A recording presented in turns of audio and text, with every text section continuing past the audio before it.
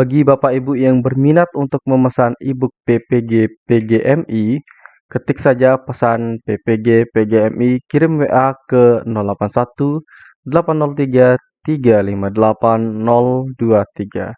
Nah, soal UPPPG PGMI ini dilengkapi dengan 439 soal dan pembahasan soal, serta kami juga dilengkapi dengan rangkuman materi.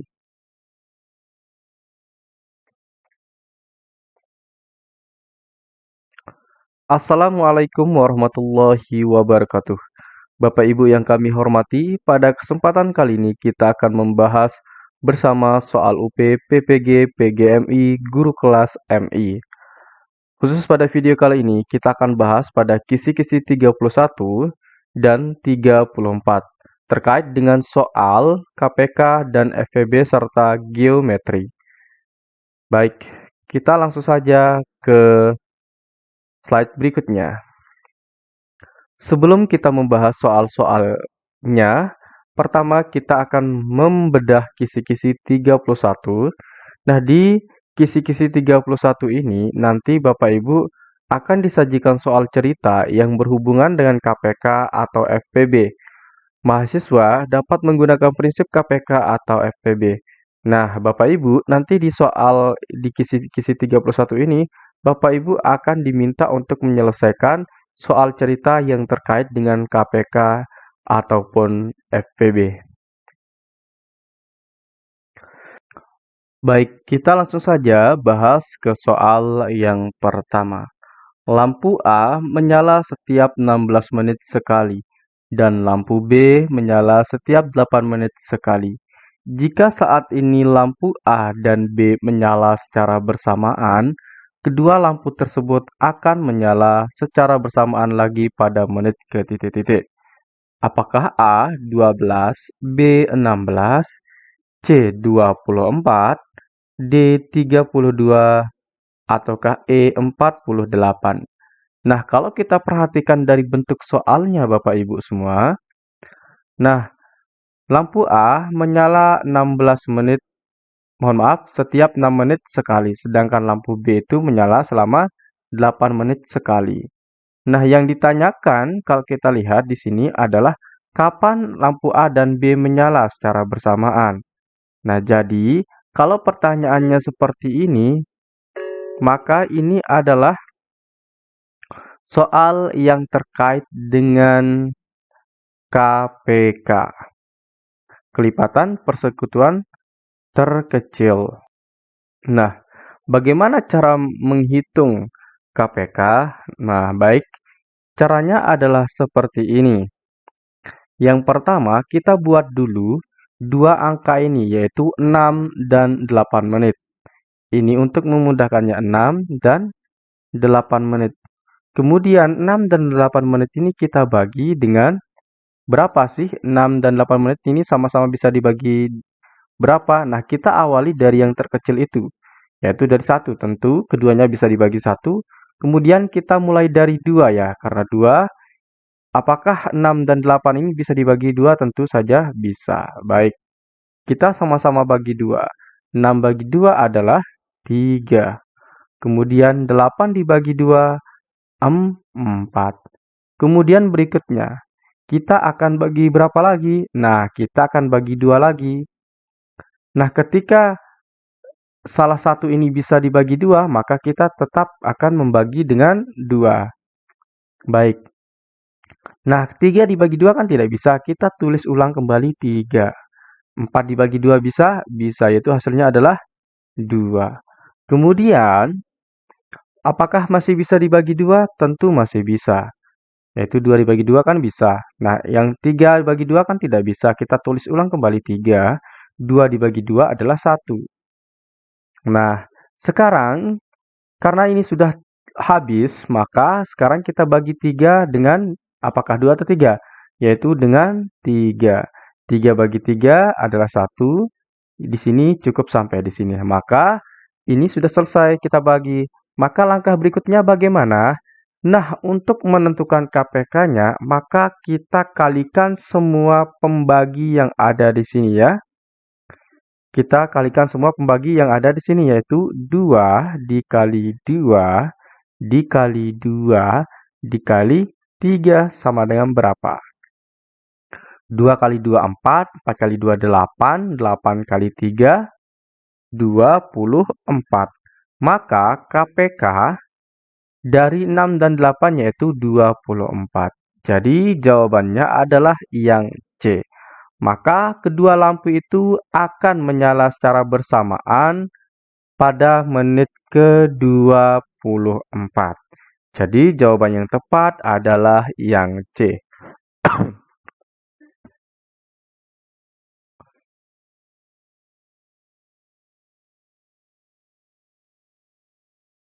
Baik Bapak Ibu, kita lanjut ke soal berikutnya.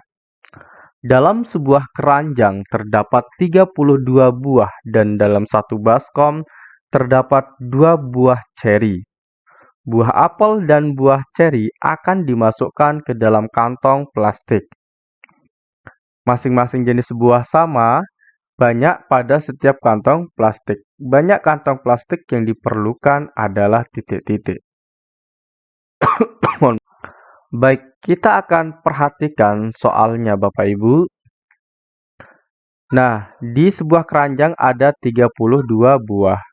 Dan dalam satu baskom ada 12 buah ceri. Nah, buah apel dan buah ceri akan dimasukkan ke dalam kantong plastik. Berarti di sini buah apel ya. Mohon maaf ini soalnya agak kurang. Masing-masing jenis buah sama banyak pada setiap kantong plastik. Banyak kantong plastik yang diperlukan adalah titik-titik. Jadi setiap buah apel dalam satu plastik itu sama dengan banyak di setiap plastiknya. Kemudian 12 buah ceri itu akan dibagi ke kantong plastik dengan sama banyaknya. Nah, berarti kalau yang ditanyakan banyak kantong plastik yang diperlukan, berarti ini adalah FPB-nya atau faktor persekutuan terbesarnya. Nah, cara menghitungnya sama seperti tadi, kita siapkan dulu 12 dan 32. Kemudian kita bagi. Kita tulis di sini dibagi saja ya, dibagi. Yang pertama kita bagi dengan 2 dulu. Nah, 12 bagi 2 kan bisa berapa? 6. Kemudian 32 dibagi 2 bisa, yaitu 16. Nah, kita bagi 2 lagi, karena salah satu maupun keduanya bisa dibagi 2, maka kita sama-sama bagi 2. 6 dibagi 2 adalah 3, kemudian 16 bagi 2 adalah 8. Nah, salah satu dari ini masih bisa dibagi 2. Kita bagi 2 lagi. 3 bagi 2 tidak bisa, maka kita tulis ulang kembali 3. 8 bagi 2 adalah 4. Kita tulis 4. Nah, salah satu dari ini masih bisa dibagi 2, maka kita tulis 2 lagi. 3 bagi 2 tidak bisa, kita tulis ulang kembali 3. 4 bagi 2 bisa adalah 2. Nah, salah satu dari ini masih bisa dibagi 2, kita bagi 2 saja. 3 bagi 2 tidak bisa, maka kita tulis ulang kembali 3. 2 dibagi 2 bisa, yaitu 1. Nah, sekarang yang di sini sudah habis, maka kita akan bagi 3. 3 bagi 2 kan tidak bisa, maka kita tulis saja 3. 3 bagi 3 adalah 1. Maka habislah sampai di sini. Nah, bagaimana cara menentukan dari FPB-nya itu? Karena yang ditanyakan di sini adalah FPB, cara menentukannya adalah kita kalikan yang hanya pembaginya sama, yaitu hanya 2 dan 2.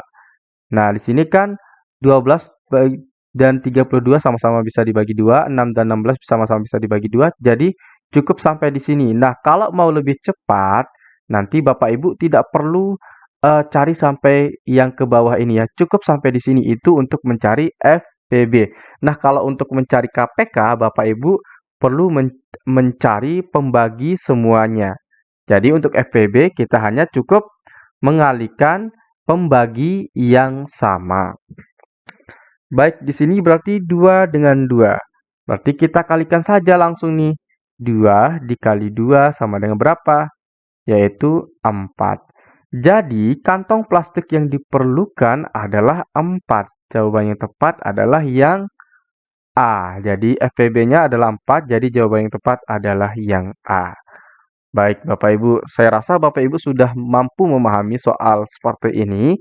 Jadi perlu pembiasaan saja Bapak Ibu ya untuk menjawab soal-soal yang terkait dengan soal cerita KPK maupun FPB nanti.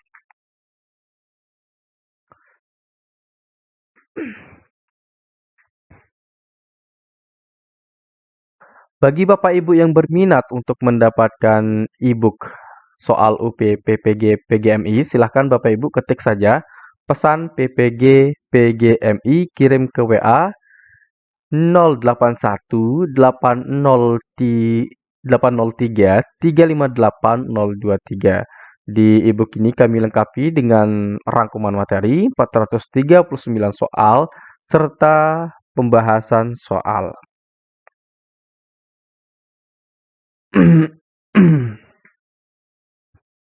Baik, kita lanjut ke soal berikutnya Bapak Ibu semua. 3 orang anak secara rutin pergi bermain ke taman. Maru pergi setiap 5 hari sekali, Izah 4 hari sekali, dan Tia 2 hari sekali. Pada tanggal 5 Agustus 2035, mereka pergi ke taman bersama-sama. Mohon maaf, sebenarnya ini 2022 ya, bukan 2035. Mereka pergi ke taman bersama-sama, mereka akan bertemu di taman lagi pada tanggal titik-titik. Nah, kalau yang ini yang ditanyakan adalah KPK-nya Bapak Ibu ya. Kenapa KPK? Karena yang ditanyakan mereka bertemu bersama kapan lagi. Nah, berarti yang ditanyakan adalah KPK. Baik, kita cari KPK dari 5, 4, dan 2 ini.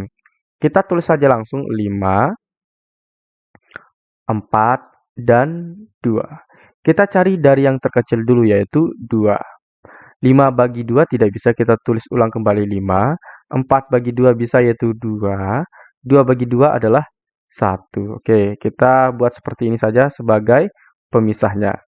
Kemudian, apakah masih bisa dibagi 2 dari salah satu ini? Ternyata masih. Kita tulis ulang kembali 2.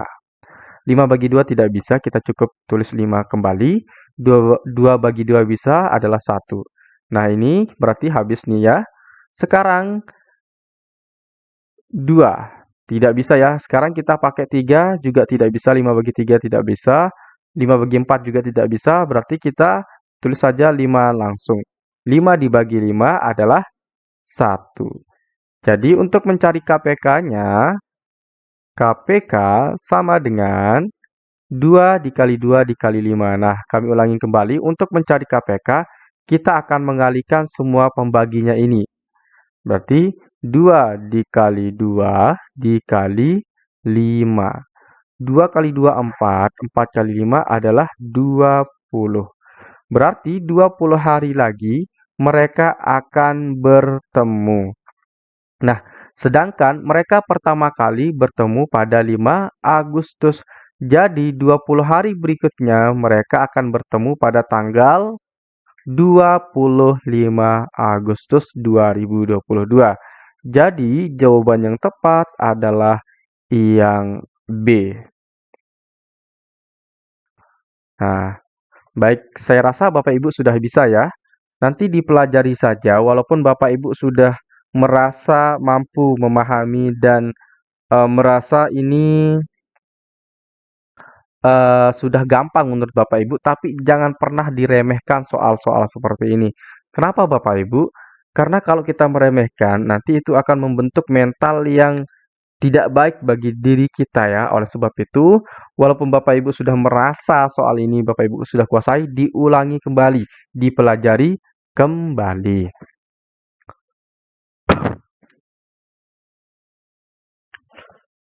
Nah, untuk kisi-kisi 32 dan kisi-kisi 33, Bapak Ibu bisa pelajari di e-book yang telah kami buatkan. Silahkan Bapak Ibu pesan.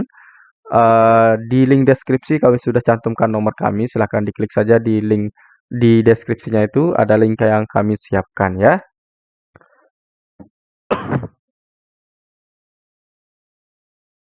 Baik, sekarang kita akan membahas pada kisi 34. Kisi-kisi 34 ya Bapak Ibu ya. Nah, di kisi-kisi 34 ini kita bedah dulu indikatornya, indikator soal ya, ataupun kisi-kisinya. Fungsi dari membedah kisi-kisi adalah kita nanti akan mendapatkan gambaran soal yang akan muncul. Menurut saya, kisi-kisi itu adalah bentuk soal, 80%-nya itu adalah soal. Jadi kekurangannya hanya soal ceritanya serta dengan pilihan jawabannya. Baik, kita akan langsung bedah kisi-kisi 34 ini. Diberikan gambar bangun datar. Mahasiswa dapat menggunakan konsep bangun datar untuk menyelesaikan masalah geometri.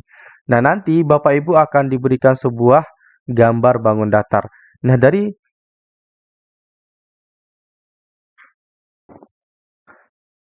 bangun datar itu Bapak Ibu diminta untuk menyelesaikan permasalahan dari bangun datar tersebut. Nah, di sini kami kebetulan memberikan soal yang lebih hot ya. Jadi kami memberikan soal bangun datar gabungan. Jadi tidak untuk menghitung persegi saja, tidak untuk menghitung lingkaran saja, tetapi kita untuk menghitung gabungan ya. Tentu kalau mengenai soal-soal bangun datar yang biasa, Bapak Ibu sudah mampu menyelesaikannya. Tetapi di sini kita tambah keilmuan kita ya. Baik, kita langsung saja baca untuk soal bangun datarnya. Lingkaran dalam persegi tersebut memiliki diameter 14 cm. Jadi lingkaran ini diameternya adalah 14 cm. Luas bangun datar yang diarsir adalah titik-titik cm persegi. Nah, yang ditanyakan adalah luas dari bangunan yang diarsir.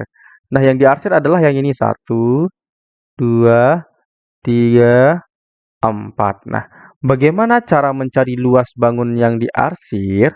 Baik, caranya kita hitung ya. Nanti kita akan dapat melihat jawaban yang benar. Caranya adalah kita hitung secara sederhana saja ya, maksudnya bukan biar kita pahami nih, kenapa kok cara menghitungnya seperti itu ya. Cara menghitungnya adalah luas daerah yang diarsir, kita tulis saja LDA sama dengan, karena yang dicari adalah ini yang diarsir dan bangunan terbesarnya adalah persegi, maka cara menghitungnya adalah luas persegi dikurangi dengan luas lingkaran. Betul Bapak Ibu.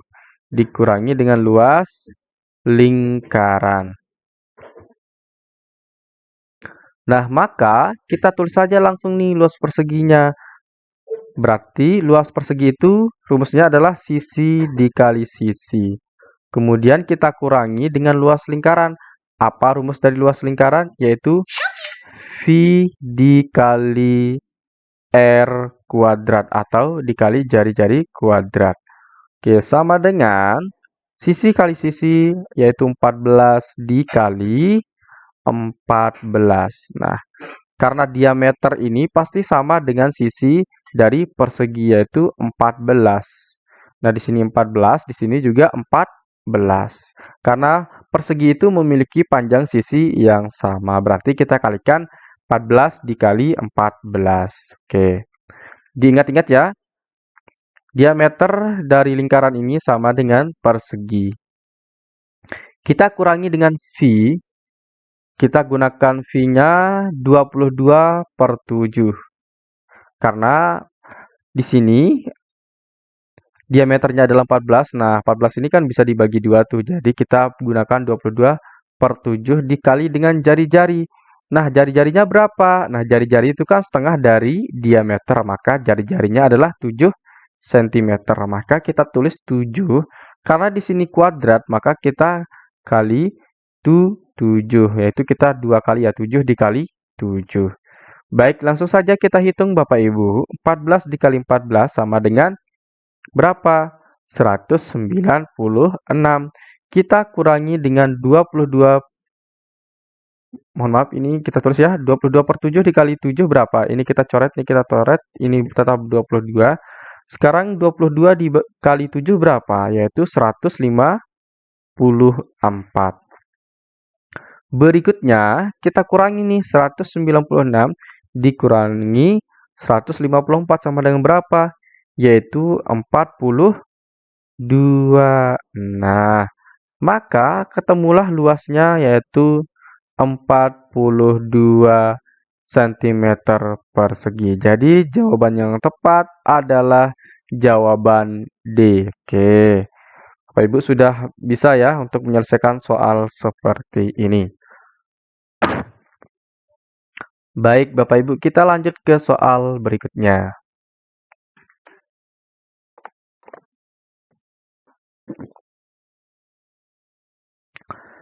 Nah, di sini ada sebuah gambar setengah lingkaran, tetapi ada juga muncul ke depannya ya. Baik, kita baca saja langsung pertanyaannya. Luas bangun datar yang diarsir di atas adalah titik-titik. Nah, jadi yang ditanyakan adalah luas dari bangun datar yang diarsir. Sedangkan di sini ada yang di atas kemudian di bawah. Nah, tetapi ini sama artinya dengan setengah lingkaran. Nah, kalau kita pindahkan ke sini karena ini sama besarnya, pindahkan ke sini ya, maka ini akan menjadi setengah lingkaran dengan diameter berapa? Diameternya adalah 28 cm. Dan berapa jari-jarinya? Jari-jarinya yaitu 14 cm. Nah, ini jari-jari, ini diameter. Nah, karena yang ditanyakan adalah luas bangun datar ya. Ini kan setengah lingkaran nih, berarti kita gunakan rumus lingkaran. Baik, karena yang ditanyakan adalah luas. Maka caranya adalah luas sama dengan, karena ini adalah setengah lingkaran, maka kita gunakan setengah dikali 22/7.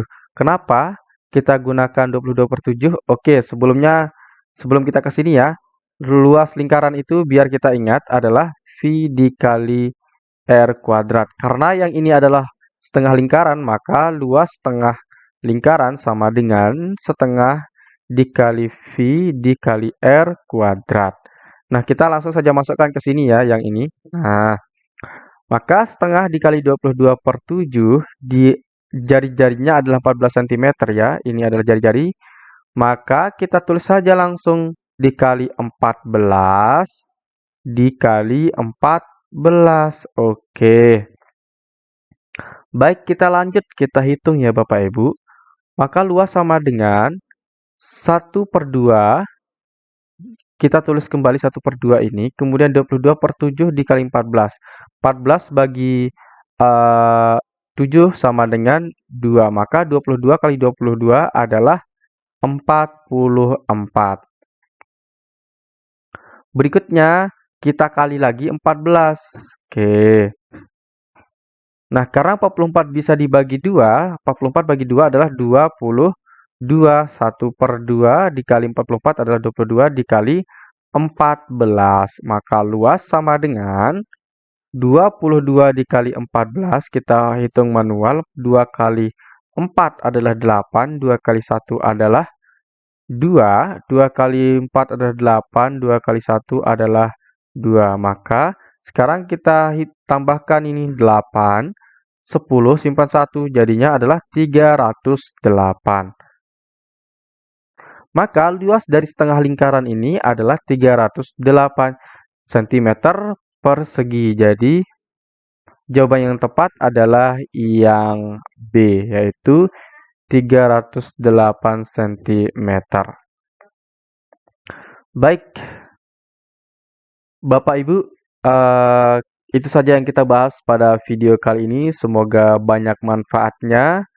Dan bagi Bapak Ibu yang berminat untuk mendapatkan e-book yang telah kami siapkan untuk Bapak Ibu latihan serta belajar, silakan Bapak Ibu bisa menghubungi kami melalui nomor WhatsApp 081803358023. Sekian dan terima kasih. Assalamualaikum warahmatullahi wabarakatuh.